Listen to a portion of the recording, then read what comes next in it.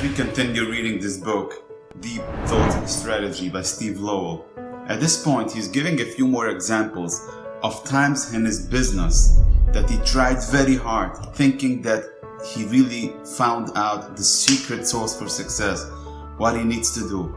And I don't think I should go into the detail of this multi-level marketing company that he felt that he's going to be able to create. It's not so important as it is important for you to think to yourself, how many times did you have an idea and you thought, yes, this is going to be the idea that I'm really finally going to make it.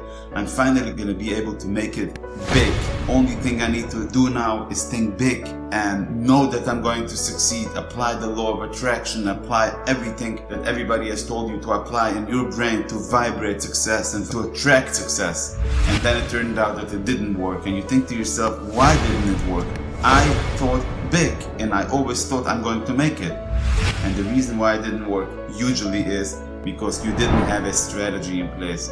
You didn't have the deep thought strategy, how to communicate the value.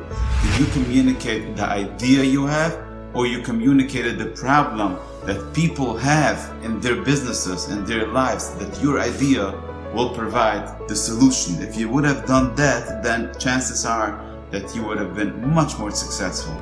So let's continue reading this amazing book, and let's find out what we can do in our business with deep thought strategy to start to understand exactly how to communicate the challenge that the people who need our solution have, and then why they should understand that the only way to have the solution for their challenge is by working with us and getting what we have to provide. And I'm looking forward to continue reading this amazing book together with you all.